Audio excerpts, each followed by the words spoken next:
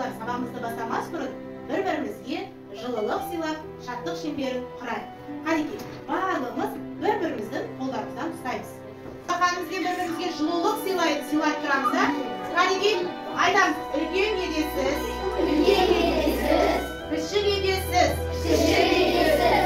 амандасып сіздермен, жылулықты сыйлаймыз. Күніңізге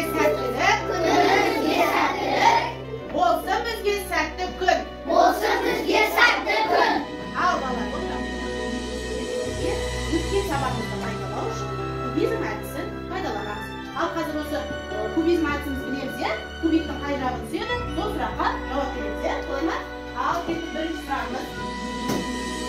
Ал қазір сұрақ ғой. Саған түскен сұрақ, зат есім дегеніміз не? Зат есім дегеніміз заттың атын білдіреді. Оған кім не деген сұрақтар қойылады. Мысалы, кім әже. Жарайсың Кәусар, мінекей саған жұлдызшам және осы деген тақтаға зат есімді жабыстырып қойдық. Әлімханға жауап берді. Етістік дегеніміз не Әлімхан? Етістік ол заттың қимылын, іс-әрекетін, күй-жайын білдіретін сөз табы. Оған не істеді, не қылды, қайтты деген сұрақтар қойылады. Жарайсың. Келе ғой, жұлдызшамды алып, етістік сөзін тақтаға жабыстыр. Жарайсың. Ал сын есім дегеніміз не Зере? Сын есім дегеніміз заттың түрін, қандай сұраққа жауап береді? Жарайсың. Мінекей жұлдызшам және сын есім сөзін тақтаға іліп қой. Және жұлдызшамға ала қой. Жарайсыңдар балалар. Біз сендермен бірге бүгін өткен тақырыптарды қайталау арқылы бүгінгі сабағымыздың тақырыбын аштық. Яғни балалар, бүгінгі біздің сабағымыздың тақырыбы сөз тақтары екен. Сөйленген сөз тақтарын табу үйренесіңдер бүгінгі сабағымызда. Негізгі және туынды зат есімді етістіктерді ажырату үйренесіңдер. Балалар, және де осы заттың атын, қимылын білдіретін сөздерді табу үйренеміз. Зат есім, етістік, сын есім және сан есім, бұлардың барлығы бір сөзбен сөз тақтары деп аталады екен. Ал ендеше балалар, тағы бір қайталайықшы. Зат есім заттың атын білдіреді, етістік қимылын білдіреді, сын есім сапасын, сан есім санын білдіреді. Топтық жұмыс жасаймыз. Ол үшін мына A3 форматта берілген тапсырмаларды орындаймыз. Қараңыз, аты деп тұрған жерге заттың атын жазамыз, қимылы деп тұрған жерге қимылды жазамыз, белгісі деп тұрған жерге біз не жазамыз? Сын есімдерді жазамыз, ал саны деп тұрған жерге сан есімдерді жазамыз. Ал ендеше барлығымыз топтасамыз.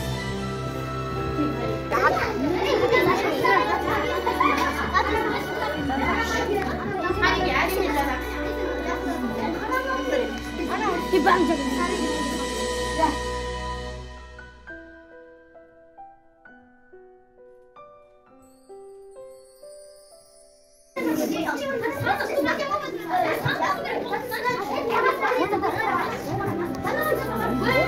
Ал енді балалар, мінекей керемет топпен жұмыс жасадыңдар. Ендеше әр топтан бір-бір оқушыдан шығып, қанекей жасаған жұмыстарында қорғаймызға жеке сәл атырады. Ең бірінші топ, ақтаудың бастығы. Аты Айне, Марат, Ердәулет. Ал қимылы жүгірді, жазды, шықты. Белгісі қызыл және сары. Ал саны 7, 8, 9. Дұрыс па балалар? Қанекей бәріміз от шашу арқылы бағалаймыз. Мінекей бірінші топқа жұлдызша отырамыз. Ал екінші топ.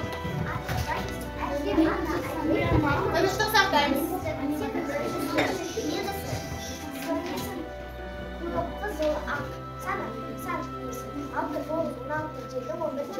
Дұрыс па? Қанекей бәріміз от шашу арқылы бағалаймыз. Мінекей сендердің жұлдызшаларың. Үшінші топ. Аты әже, қимылы оқыды, белгісі қызыл, саны 10. Жарайсың. Дұрыс па?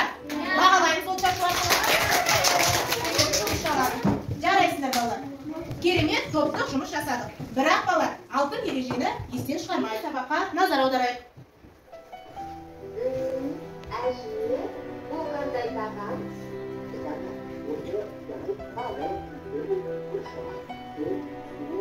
сөздері халық диктанты қатарына кіргізілмек. Сөздер барлықтарының сөз қатарына белгілі. Заңғысы, заңғысы, заңғысы, жеңісті сөз қатары. Заңдың әрбір бөлігін сөздерді заңғысы деп атайды. Заңғысы деген сұрақтарға жауап береді. Активник, бидай, таңғы, сүйемек, ұрша, сөз, суық, концерті. Активмен жұмыс жасайық. Ең бірінші тақтаға қарап, күн ретін жазамыз. Бүгін қаншасы? 19-сы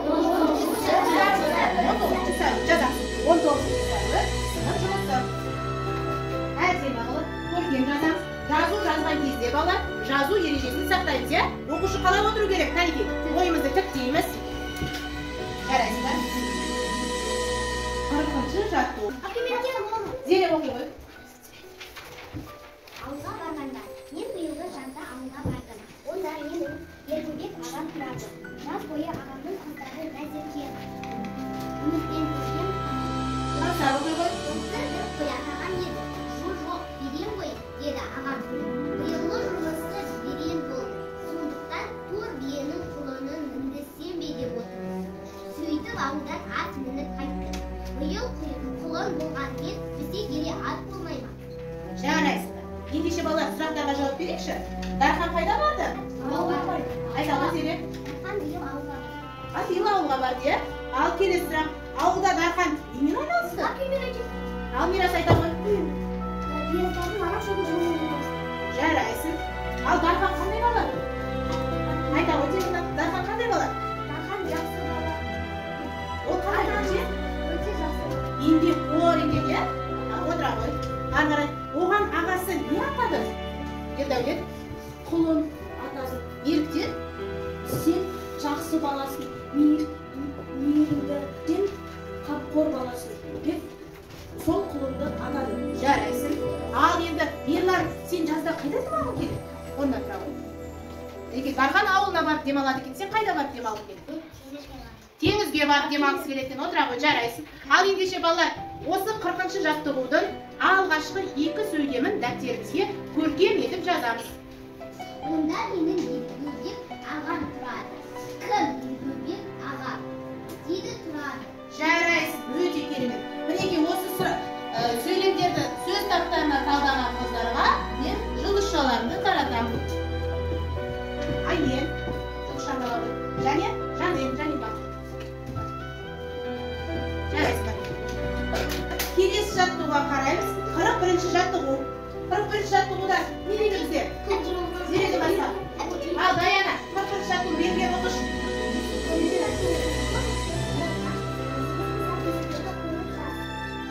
Бізге балалар туынды зат есімдерді берілді. Біз енді негізгі зат есімдерді тауып жазуымыз керек. Біріншісін оқиды Мирас. Кезекші.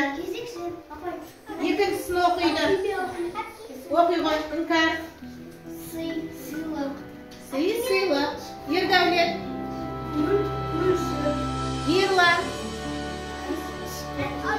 Іскер. Жарайсың. Алиназар. Жарайсың. Оқи ғой. Достық. Ал сендер туынды зат есімдерді негізгі зат есімге айналдырыңдар. Ендеше осы жаттығуды дәптеріңізге әдемілеп жазып аламыз. Шашап алып шығамыз. Барлығымыз орнымыздан тұрып, зербіту жаттығуын орындайық.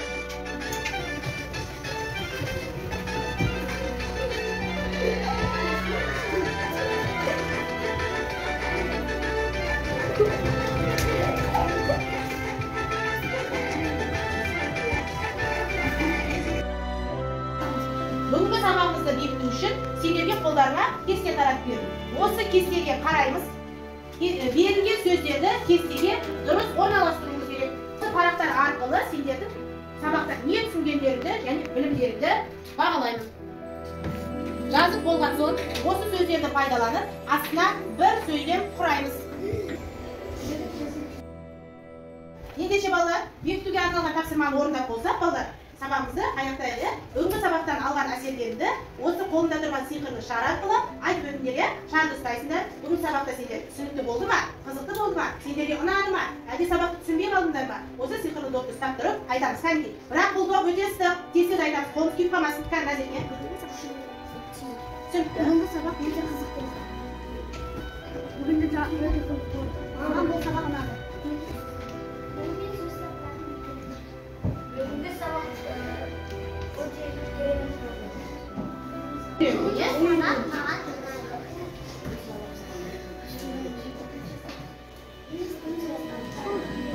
Қарайсыңдар балалар, бүгінгі сабақ барлығына түсінікті болған екен. Ендеше балалар, үй жұмысына 111-ші беттегі 42-ші жаттығуды аламыз.